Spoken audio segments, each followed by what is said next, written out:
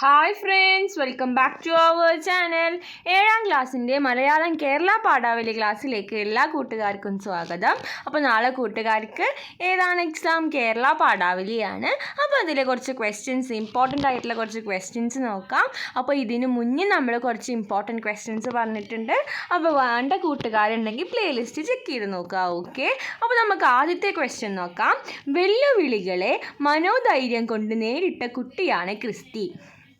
ആ മനോധൈര്യത്തെയും ആത്മവിശ്വാസത്തെയും അഭിനന്ദിച്ചുകൊണ്ട് ഒരു ഇമെയിൽ സന്ദേശം അയക്കുക. അപ്പോൾ എന്താണ് ഒരു ഇമെയിൽ അയക്കാണ്? അപ്പോൾ നമുക്ക് അയച്ചു നോക്കാം. വിഷയം അഭിനന്ദനങ്ങൾ.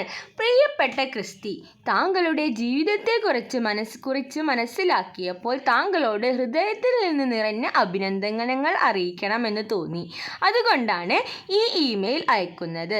അസുഖം ശരീരത്തിന് മാത്രമാണെന്നും മനസ്സ് അസുഖത്തിന് ഇരയല്ലെന്നും മനസ്സിലാക്കിക്കൊണ്ട് താങ്കളുടെ ചിത്രകലയിൽ തീർത്ത വിസ്മയം എനിക്ക് വളരെയധികം പ്രചോദനം നൽകി. ചെറിയ എന്തെങ്കിലും അസുഖങ്ങൾ വരുമ്പോഴേക്കും തളർന്നു പോകുന്ന എന്നെ പോലെയുള്ളവർക്ക് ഇത് തീർച്ചയായും ഒരു വലിയ സന്ദേശമാണ് നൽകുന്നത്. ജീവിതത്തിൽ നമുക്കൊരു ലക്ഷ്യമുണ്ടെങ്കിൽ പോകുന്ന വഴിയിൽ തടസ്സങ്ങൾ ഉണ്ടായാൽ അതിനെ എല്ലാം തരണം ചെയ്തുകൊണ്ട് മുന്നോട്ട് പോകാൻ കഴിയും എന്ന് താങ്കളെക്കുറിച്ചുള്ള കുറിപ്പ് വായിച്ചപ്പോൾ മനസ്സിലായി. ഒരുപാട് നന്ദിയുണ്ട്. അതിനൊപ്പം ഇനിയും വലിയ അംഗീകാരങ്ങൾ താങ്കളെ തേടി എത്തട്ടെ എന്ന് ആശംസിച്ചു കൊണ്ട് നിർത്തുന്നു എന്ന് ആരാ എഴുതിയെന്ന് വെച്ചാൽ ആളുടെ പേര് എഴുതാം. ഓക്കെ, കൂട്ടുകാരുടെ പേര് എഴുതാം. ഓക്കെ, ഇനി നമുക്ക് രണ്ടാമത്തെ ക്വസ്റ്റ്യൻ നോക്കാം. കാവ്യഭാഷയുടെ സവിശേഷതകൾ എഴുതുക. എഴുത്തച്ഛൻ്റെ കാവ്യഭാഷയുടെ സവിശേഷതകൾ എഴുതുക. ഹൃദ്യവും അതിസുന്ദരവുമായ ഒരു കാവ്യഭാഷയുടെ വക്താവാണ് എഴുത്തച്ഛൻ. കവിത മനോഹരമാവുന്നത് അനുവാചക മനസ്സിൽ തങ്ങുന്ന പദങ്ങൾ പ്രയോഗിക്കുമ്പോഴാണ്. കനകമായ മാനിൻ്റെ രൂപത്തെ വർണ്ണിക്കുമ്പോൾ, അഭിമന്യുവിനെ വർണ്ണിക്കുമ്പോൾ, പൊന്നണി ഞാനകൾ വരുന്നത് വർണ്ണിക്കുമ്പോൾ, വെള്ളത്തിലെ തിര തള്ളുന്നത് പോലെ വെള്ളക്കുതിരകൾ കുതിച്ചു വരുന്നത് വർണ്ണിക്കുമ്പോൾ ഭാഷാപ്രയോഗത്തിൻ്റെ ലാളിത്യവും പ്രയോഗഭംഗിയും ബോധ്യമാവുന്നു. മനസ്സിൽ താളമിട്ടു നിൽക്കുന്ന വാക്കുകളാണ് എഴുത്തച്ഛൻ പ്രയോഗിക്കുന്നത്. വെള്ളത്തിലെ ഈ വരി പരിശോധിച്ചാൽ അക്ഷരങ്ങളുടെ ആവർത്തനം കൊണ്ടുണ്ടാകുന്ന താളഭംഗി മനസ്സിലാവും. അതോടൊപ്പമാണ് ആശയവ്യക്തതയും സ്വഭാവോക്തിയാണ് കവിയെല്ലാം പ്രയോഗിക്കുന്നത്. ഭാവത്തിൻ്റെ സൂക്ഷ്മത മനസ്സിൽ നൂതനമായ ആശയങ്ങൾ നിലനിർത്തും. ആശയങ്ങൾക്ക് വ്യക്തത ഉണ്ടാവുന്ന ഭാഷയാണ് കവി പ്രയോഗിക്കുന്നത്. കടലിലെ തിരമാലകൾ ഒന്നിനു പുറകെ ഒന്നായി തള്ളി വരുന്നത് പോലെ കുതിരകൾ കുതിച്ചു വരുന്നു. ഇവിടെ വ്യക്തമാവുന്ന ചിത്രം ഭാഷയുടെ സവിശേഷത കൊണ്ടുണ്ടാവുന്ന ആശയവ്യക്തതയിൽ നിന്നാണ് ലഭിക്കുന്നത്.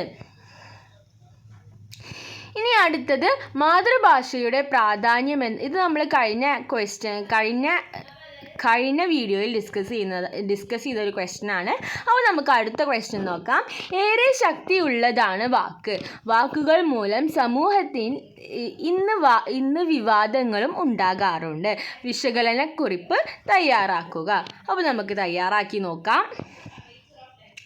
ഒരു മനുഷ്യൻ്റെ വാക്കും പ്രവൃത്തിയും നന്നായാൽ മാത്രമേ ആ മനുഷ്യന് നല്ലതാണെന്ന് പറയാൻ സാധിക്കുകയുള്ളൂ. നല്ല വാക്കുകൾ സംസാരിക്കുകയും പറഞ്ഞ വാക്ക് പാലിക്കുകയും ചെയ്യുന്നവന് മാത്രമേ നല്ല സ്വഭാവ ഗുണങ്ങൾ ഉണ്ടാവുകയുള്ളൂ.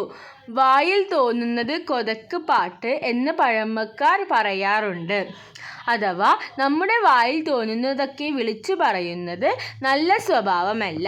ഓരോ വാക്കും സാഹചര്യത്തിനനുസരിച്ച് മറ്റുള്ളവരെ വേദനിപ്പിക്കാത്ത വിധവും ആണ് ഉപയോഗിക്കേണ്ടത്. അതുപോലെ തന്നെ ഒരു വാക്ക് നമ്മൾ മറ്റൊരാളോട് പറയുകയാണെങ്കിൽ അത് തീർച്ചയായും ജീവിതത്തിൽ പാലിക്കൽ അത്യന്താപേക്ഷിതമാണ്. പറഞ്ഞ വാക്ക് ലംഘിച്ചാൽ അയാളുടെ വാക്കിന് വിലയില്ലാതായി സമൂഹം കാണും. നമ്മൾ പറയുന്ന ഓരോ വാക്കുകളും അർത്ഥമുള്ളതായി മാറണമെങ്കിൽ ആ വാക്കുകൊണ്ട് മറ്റുള്ളവർക്ക് സാന്ത്വനമേകാൻ നമുക്ക് കരുത്തേകാനും ശക്തിയുണ്ടാകണം.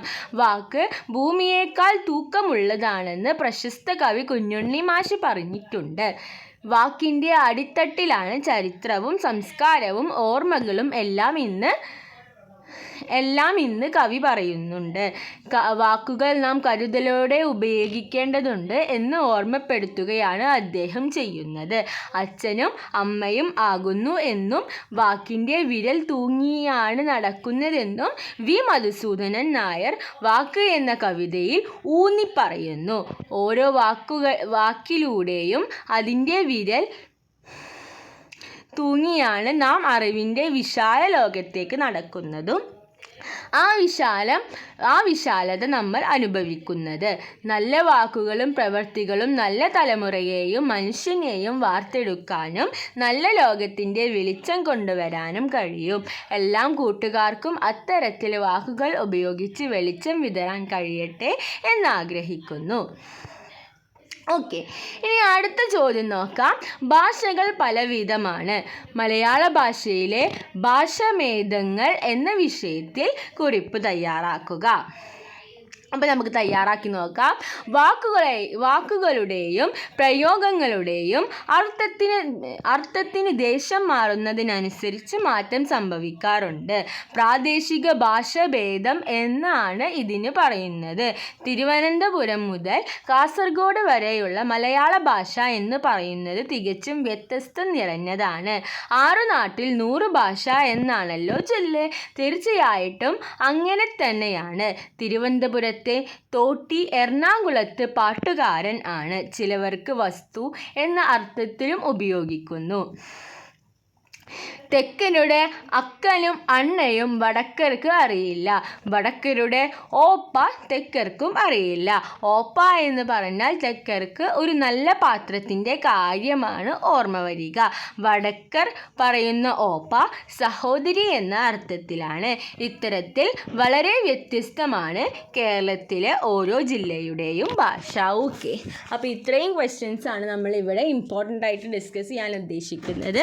അപ്പോൾ കൂട്ടുകാർക്ക് അറിയാം എങ്ങനെയാണ് മലയാളം എക്സാം എഴുതേണ്ടത്. ഇതിൽ ഇമ്പോർട്ടൻ്റ് ആയിട്ടുള്ള തോന്നുന്നത് കൂട്ടുകാർ ഓർത്ത് വയ്ക്കുക, എന്നിട്ട് ആവശ്യം വരുമ്പോൾ അത് പ്രയോഗിക്കുക. ഓക്കെ, അപ്പോൾ ഇത്രയും ക്വസ്റ്റ്യൻസ് ആണ് നമ്മളിവിടെ ഡിസ്കസ് ചെയ്യാൻ ഉദ്ദേശിക്കുന്നത്. അപ്പോൾ കൂട്ടുകാർക്ക് ഇത് യൂസ്ഫുൾ ആയെന്ന് വിചാരിക്കുന്നു. Thanks for watching.